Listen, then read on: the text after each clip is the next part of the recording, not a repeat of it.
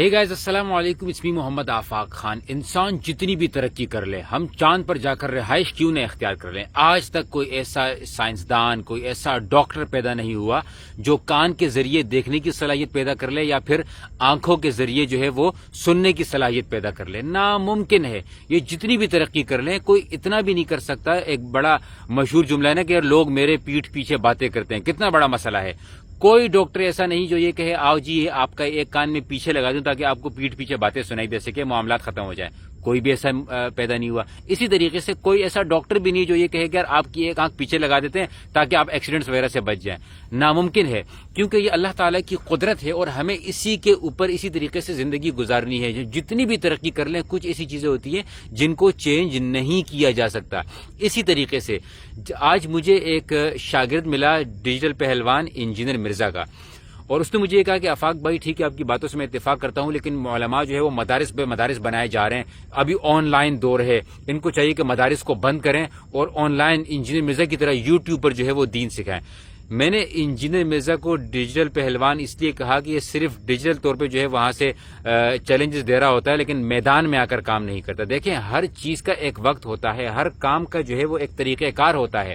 اگر ہم سب کچھ آن لائن لے آئیں تو پھر تو بھائی سمجھ لو کہ آپ نکاح بھی آن لائن پڑھاؤ، جنازے بھی آن لائن پڑھاؤ، جو ہے وہ نمازیں بھی آن لائن پڑھاؤ، ایسا نہیں ہوتا ہے۔ آپ جو ہے اسلام کو تبدیل نہیں کر سکتے ہیں۔ آپ ٹھیک ہے ٹیکنالوجی کا فائدہ اٹھا سکتے ہیں لیکن آپ اسلام کی فاؤنڈیشن، اسلام کی بیسک کو تبدیل نہیں کر سکتے ہیں۔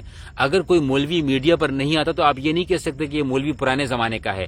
ہر بندہ اپنے اپنے ڈومین میں کام کرتا ہے۔ اگر انجینئر مرزا کا یوٹیوب چینل ہے تو اس کا مطلب یہ نہیں کہ سب کے سب مولوی آ کے یوٹیوب پر آ جائیں۔ جن کو یوٹیوب پر کام کرنا آتا ہے وہ وہاں پر آئیں گے، لیکن ان کی جو بیسک ہوگی، ان کی جو فاؤنڈیشن ہوگی وہ وہی مدارس ہوں گے۔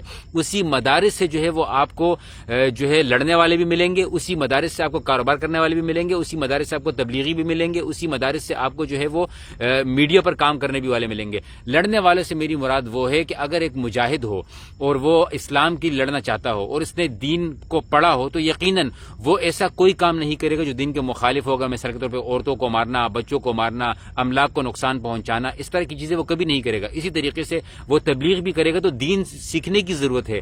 بغیر دین سیکھے آپ تبلیغ نہیں کر سکتے۔ بغیر دین سیکھے اگر آپ یوٹیوب پر اگر اسلام کی خدمت کرنا چاہتے ہیں تو انجینئر مرزا کی طرح نقصان پہنچائیں گے، فائدہ نہیں پہنچا سکیں گے۔ مجھے کوئی ایک شخص بتا دے جو یہ کہہ دے کہ بھئی میں انجینئر مرزا کی وجہ سے راہ راست پر آیا ہوں، اور راہ راست کی ایکسپلینیشن کیا ہے، راہ راست ہے کیا چیز، ان چیزوں کو ہمیں سمجھنے کی ضرورت ہے۔ یہ جواب میں نے وہاں پر بھی دیا، سوچا آپ سب کے سامنے بھی یہ چیز میں شیئر کرتا چلوں کہ کچھ چیزوں کو ایسے ہی ایکسیپٹ کریں جیسے وہ ہیں، کچھ فاؤنڈیشنز کو، بیسکس کو، وہ بھی ایک بیس ہوتی ہے نا، یہ بیس، ان بیس کو تبدیل کرنے کی کوشش نہ کریں۔ ٹیکنالوجی کا فائدہ اٹھائیں، دنیا کے ساتھ چلنے کی کوشش کریں، لیکن اپنے روٹس کو، اپنی جڑوں کو نہ بھولیں۔ اپنے آپ کو جڑوں سے اکھاڑیں گے تو آپ آزادی کچھ منٹوں کی آپ کو مل جائے گی لیکن پھر آپ مرجھا جائیں گے۔ لیکن اپنی جڑ سے آپ جڑے ہوئے ہوں گے، اپنے میدان سے جڑے ہوئے ہوں گے، پھر آپ جتنا گرو کرتے رہیں گے اتنا ہی آپ کا سایہ بڑھتا جائے گا اور مزہ بھی آئے گا۔ واہ کیا بات کر دی میں نے آخر میں۔ خیر، تو آپ سب سے گزارش ہے کہ اس ویڈیو کو شیئر کیجیے گا۔ ڈیجیٹل پہلوان کے جتنے بھی ڈیجیٹل لڑنے والے ہیں سب کو یہ ویڈیو ضرور ٹیک کیجیے گا اور ان سے کہیں کہ ڈیجیٹل لائف سے بھی بہت بڑی دنیا ہے آگے، آئیے ذرا ایکسپلور کیجیے۔ جزاکم اللہ خیرن۔ السلام علیکم ورحمۃ اللہ۔